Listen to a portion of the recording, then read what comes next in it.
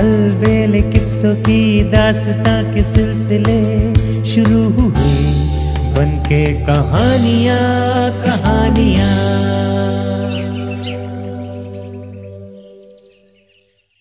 एक कहानी ऐसी भी। आइए सुनते हैं आज की कहानी, नागराज का कुत्ता। जापान में ऐसी किंवदंती है कि एक समय के स्थान पर दो भाई रहते थे। बड़े भाई की बहू कुछ तीखे स्वभाव की थी, इसलिए उनकी माता छोटे भाई के साथ रहा करती थी। छोटा भाई निर्धन था, उसके घर में खाना पीना भी पर्याप्त नहीं होता था। प्राय छोटा भाई अपनी माताजी को बढ़िया भोजन की तो बात ही छोड़ो, साधारण अन्न भी नहीं दे पाता था। नए साल के प्रथम दिन उसके मन में चावल बनाकर खिलाने की तीव्र इच्छा हुई। ऐसे समय में मैं विवश हूं। बड़े भाई से उधार मांगने के सिवा मेरे पास कोई साधन नहीं है। यह सोचकर वो बड़े भाई के घर गया। भाई साहब, थोड़े समय के लिए कुछ चावल मुझे उधार दे दीजिए। मैं जंगल में जाकर लकड़ियां इकट्ठी कर बेच दूंगा। जब पैसा मुझे मिल जाएगा तो चावल खरीद कर आपको वापस कर दूंगा। छोटे भाई ने नम्रता से मांगा, किंतु बड़ा भाई अत्यंत निर्दयी प्रकृति का था। तुमको उधार देने योग्य एक धन भी मेरे पास नहीं है, ये कहकर गुस्से से दांत पीसते हुए उसने उसे भगा दिया। छोटा भाई निराश अवश्य हुआ, पर उसकी मातृभक्ति में कोई अंतर नहीं आया। वो विवश होकर सुदूर पहाड़ तक जाकर पहाड़ी फूल ही ले आया। उन फूलों को बेचकर उसने चावल खरीदना था। पुष्प वाला, फूल फूल, नए वर्ष के फूल, सुंदर फूल, जो चाहो खरीदो। आवाज लगाकर उसने इधर उधर घूम घूम कर देखा, किंतु असफल रहा। पहले से ही लोगों ने नए साल के लिए फूलों की व्यवस्था कर रखी थी। उसकी निराशा का ठिकाना न रहा। वो चलते चलते समुद्र तट पर गया। लहरें कभी उठती, उमड़ती, ठाठे मारती। लहरों की तीव्र आवाज के साथ ऊंची और नीची लहरें आती जाती। उन लहरों को देखते हुए छोटे भाई के मन में विचार आया। सुदूर पर्वत से ये सब फूल बड़ी मेहनत से उठाकर ले आया था, पर एक भी खरीदार नहीं आया। अब मैं क्या करूंगा? हां, मैंने सुना है समुद्र के तल में नागराज का महल होता है। वहां से नागराज को पुष्प दान करना ही श्रेयस्कर होगा। नाग प्रसाद में जाकर संभव है इन फूलों का स्वागत किया जाए। मन में यह सोचकर छोटे भाई ने समुद्र में ऊंची ऊंची लहरों को लक्ष्य कर जितने फूल लेकर आया था, सब समर्पित कर दिए। हे नागराज, मेरे पुष्प दान स्वीकार करो। ये कहकर ज्यों ही उसने लहरों के बीच फूल फेंके, त्यों ही उन लहरों के भीतर से एक पुरुष प्रकट हुआ। उस पुरुष ने कहा, धन्यवाद नौजवान। सही बात कहूं तो नागराज के महल में नूतन वर्ष के लिए फूलों के न होने के कारण हम सब चिंतित थे। आपको सचमुच बहुत बहुत धन्यवाद। इतने सुंदर फूल, इतने अधिक फूलों के लिए मैं किस प्रकार आपका आभार व्यक्त करूं? इसके लिए मेरे पास कोई शब्द नहीं है। हां, यदि आप स्वीकार करें तो मैं धन्यवाद के रूप में आपको नाग महल में ले चलता हूं। क्या आप मेरे साथ चल सकते हैं? यह सुनकर छोटे भाई ने उत्तर दिया, घर में मेरी माता जी हैं, वो मेरी प्रतीक्षा कर रही हैं, मैं नहीं जा सकता। मना करने पर भी उस पुरुष ने आग्रह किया, नहीं नहीं, आपको चलना ही पड़ेगा। जहां मैं चलूंगा वहां मेरे पद चिन्हों के ऊपर चलते आइए, शीघ्र ही हम नाग प्रसाद में पहुंच जाएंगे। वहां के प्रजाजनों से मिलकर आपको भी प्रसन्नता होगी। अच्छा तो फिर, कहकर छोटे भाई ने लहरों के ऊपर पैर रखा। पलक झपकते ही वे नागराज के महल के द्वार पर खड़े थे। सामने 7 द्वारपाल खड़े थे, जो भाला, तलवार आदि शस्त्रों से सुसज्जित थे। सभी के शस्त्र चमक रहे थे। महल की छत सोने से बनी थी। छत के ऊपर श्वेत, लाल आदि रंग बिरंगी चिड़ियाएं खेलने में मगन थी। अब यह निर्णय हुआ कि नागराज के दर्शन करें। उस पुरुष ने छोटे भाई को समझाया, जब नागराज आपसे पूछे कि क्या वरदान चाहिए, तब आप कह देना कि मुझे कुत्ता चाहिए। इस नाग महल में एक अमूल्य कुत्ता रहता है। नागराज ने महल में विशेष मछलियों का भोजन तैयार करके छोटे भाई का सत्कार किया। 3 दिन के आतिथ्य में समुद्र में उपलब्ध सर्वश्रेष्ठ नाना प्रकार के भव्य भोजन तैयार किए गए। भोज के साथ मधुर समुद्री गीत भी लगातार सुनाया जाता रहा। तत्पश्चात जब स्वदेश जाने का समय आया, नागराज ने पूछा, उपहार में क्या चाहिए? छोटे भाई ने कहा, आपने मुझे बहुत कुछ दे दिया है, फिर भी यदि आप चाहते हैं तो मुझे एक कुत्ता दे दीजिए। राजा आज्ञा अनुसार तुरंत राजा के सामने एक कुत्ता ले आया गया। नागराज ने कहा, यह कुत्ता महल में सर्वाधिक मूल्यवान है, कृपया इसे संभाल कर रखें। ध्यान रखिएगा कि प्रतिदिन 4 मेजों पर भरपूर भोजन तैयार कर इसे खिलाना आवश्यक है। यदि ये आप कर सकें तो अवश्य ही आपके लिए यह बहुत भाग्यशाली सिद्ध होगा।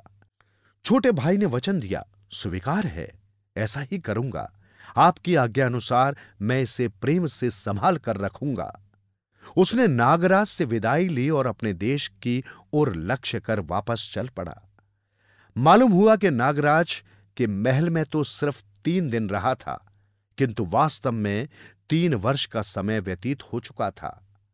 माताजी के पास खाना तो था नहीं, पड़ोसी लोगों को उनकी देखभाल करनी पड़ रही थी। जब नागराज से छोटा भाई कुत्ता लेकर आया तो पड़ोसियों ने पूछा, जब अपने लिए भी खाना पूरा नहीं होता, ऐसी स्थिति में तुम कुत्ता लाकर क्या करोगे? छोटे भाई ने कहा, आप संयम से कुछ समय देखते रहिएगा। वो प्रतिदिन 4 मेजों पर यथासंभव भव्य भोज बनाकर कुत्ते को उसी तरह खिलाता था जिस प्रकार किसी मालिक को खिलाया जाता था। कुत्ते ने खाना खा लिया। खाने के बाद वो पहाड़ पर चला गया। वापस लौटा तो अपने मुख में एक बड़ा सा रीछ पकड़ लाया, जिसे देखकर छोटा भाई व मां आश्चर्यचकित हो गए। उसका मांस, चमड़ा, दांत सब कीमती थे। अब उन्हें रोज एक रीछ मिल जाता था। देखते देखते वे धनी बन गए। एक दिन बड़े भाई को मालूम हो गया और वो दौड़ता दौड़ता छोटे भाई के पास आया। क्या तुम्हारे पास एक ऐसा कुत्ता है जो रोज एक रीछ लेकर आता है? आते ही बड़े भाई ने छोटे भाई से पूछा। जी भाई, उत्तर मिला। यदि ऐसा है तो मैं उस कुत्ते को एक बार ले जाता हूं। बड़े भाई ने रौब से कहा, नहीं भाई जी, ऐसा नहीं हो सकता। आप मेरे बड़े भाई जरूर हैं, परंतु यह कुत्ता मेरे लिए खजाना है। मेरा कुत्ता सुवर्ण तुल्य है। बड़े भाई ने उसकी बात न मानी और बलपूर्वक कुत्ता ले गया। घर जाकर उसने 5-6 मेजों पर विभिन्न प्रकार का खाना बनवाया और उस कुत्ते को खिलाया। उनकी मनोकामना थी कि कुत्ता उनके लिए भी अधिक से अधिक रीछ पकड़कर लाए। कुत्ते ने सब खाना खत्म कर दिया। वो अपूर्व बलवान बन गया और दूसरे ही क्षण जैसे ही खाना खत्म हो गया, बड़े भाई के सामने कूद पड़ा। उसने बड़े भाई के माथे पर प्रहार किया और उसका माथा काट डाला। भोजन में ही कोई कमी रह गई होगी, उसे शायद पसंद नहीं आया होगा। ये सोचकर वो छोटे भाई के पास पूछने गया। 4 मेज पर भोजन तैयार होना चाहिए था। ये जानकारी लेकर लौटा और कथा अनुसार 4 मेजों पर भरपूर खाना रख दिया। इस बार नागराज का कुत्ता अवश्य ही रीछ ले आएगा। मन में ये सोचकर कहा। छोटे भाई ने जैसा बताया वैसा ही बनाकर खाना रख दिया। तू जल्दी खा और सीधा पहाड़ पर जा। मैं बड़े रीछ की आशा करता हूं यहां बैठकर। कुत्ते ने यूं सिर हिलाया जैसे उसकी बातें समझ गया हो। उसने तुरंत ही खाना खाया। बड़ा भाई कुत्ते की सारी गतिविधियां देख रहा था। अब रीछ पकड़ने जाएगा, मन में सोच रहा था, पर आशा के विपरीत पहाड़ की ओर न जाकर वो जोर से भौंका और बड़े भाई की ओर लपका। उसने बुरी तरह बड़े भाई का घुटना काट डाला। बड़ा भाई दंग रह गया। उसके गुस्से का ठिकाना न रहा। बदतमीज कहीं का, वो उत्तेजित स्वर में चीखा, अरे उपद्रवी, मैंने तुझे इतना प्यार किया और तूने ही मुझे काट खाया। ठहर तो, अब मैं तुझे मौत के घाट उतारता हूं। अरे उपद्रवी, मैंने तुझे इतना प्यार किया और तूने ही मुझे काट खाया। ठहर तो, अब मैं तुझे मौत के घाट उतारता हूं। उसने हाथ में डंडा उठाया और कुत्ते के सिर पर जोरों से प्रहार कर दिया। चोटग्रस्त होकर कुत्ता लगभग मृतप्राय हो गया। ऐसा लगता था मानो गहन निद्रा में डूब गया हो। उसके मुख पर पूर्ण शांति थी। पर्याप्त समय व्यतीत होने पर भी कुत्ता वापस न मिलने पर छोटे भाई को बहुत चिंता हुई। अंततः परेशान हो स्वयं बड़े भाई के घर गया। भाई, मेरा कुत्ता कहां है? वो कैसा है? उसे क्या हुआ? क्या हुआ? उस बदमाश कुत्ते की हालत तुझे अभी दिखाता हूं। और उसने गुस्से से सारी बात बताई। छोटे भाई की आंखें भर आई। मरे हुए कुत्ते के लिए वो क्या कर सकता था? वो विवश था। धैर्य के साथ बोला, उसका शव पड़ा होगा, वही आप मुझे वापस कर दें। उसने मृत कुत्ते को अपने घर के सामने आंगन में दफनाया। उसकी समाधि के पास फूलों के पौधे लगाए और जड़ में पानी दिया। करबद्ध मंत्र पाठ किया, श्रद्धांजलि अर्पित की। दूसरे दिन की बात है कि बगीचे में जहां पर कुत्ता दफनाया था, वहां पर छोटा सा बांस का अंकुर निकल आया। रोज पानी डालना और प्रार्थना करना उसकी दिनचर्या बन गई थी। दिन ब दिन देखते देखते पौधा बड़ा होता गया और अंत में सचमुच खूब लंबा, सीधा, सुंदर बांस बन गया।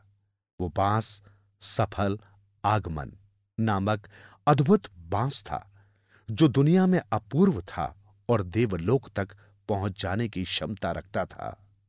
उसका कद क्रमश बढ़ता गया और अंततः वो देवलोक में पहुंच गया। वो और भी ऊंचा होता गया और उसने देवलोक में स्थित धान्यगार में छेद कर दिया। अन्न के भंडार में छेद हो जाने के कारण अन्न गिरने लगा। एक दिन प्रातःकाल छोटा भाई उठकर बाहर आया। उन्होंने आंगन में देखा कि सफल आगमन नाम के बांस के फूल में श्वेत चावल का पहाड़ बना हुआ था। अभी भी लगातार सफेद बर्फ के समान चावलों की वर्षा हो रही थी।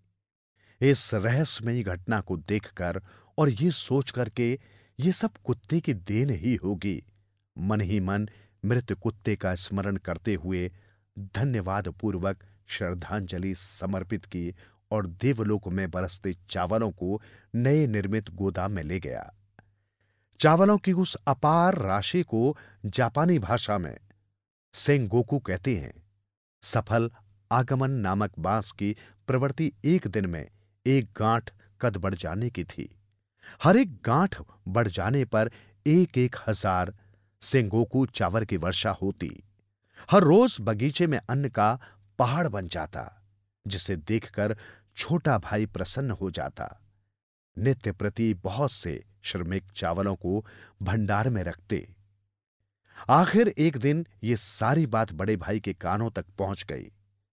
एकदम से उसके मन में ईर्ष्या उत्पन्न हुई और वो छोटे भाई के पास पहुंच गया।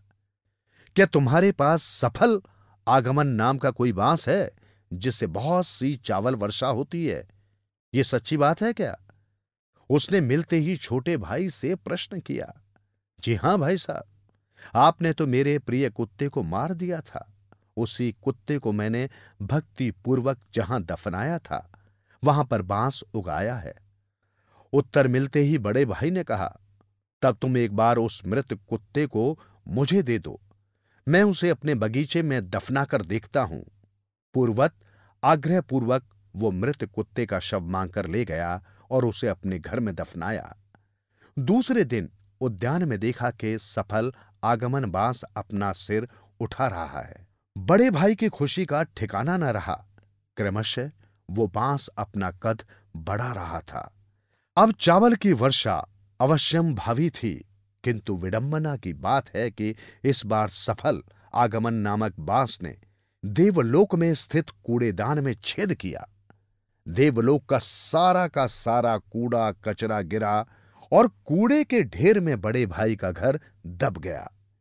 इसी को तो कहते हैं, जैसी करनी वैसी भरनी।